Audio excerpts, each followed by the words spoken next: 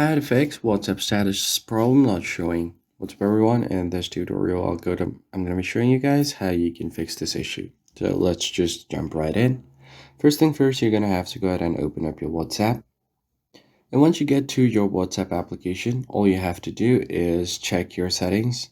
So if you tap on Updates tab, you should be able to see your status, and if someone from your contact has posted anything, you should be able to see it here as well. So simply tap on the three lines at the top right corner and head over to settings. Then you can just scroll down until you find your chat settings. Right under here, you just need to make sure that all of your chats are backed up first. So simply go ahead and back up all of your chats. And once the backup is done, then you're going to go ahead and check your connection status. So make sure that you have a good enough internet connection and an up-to-date WhatsApp app as well.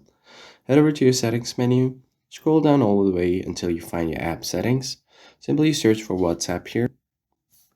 And once you find a WhatsApp, just tap on it and then simply head over to the storage section to clear its cache, because sometimes the junk files might be causing the issue or some glitches, so you can go ahead and search for it and clear it out.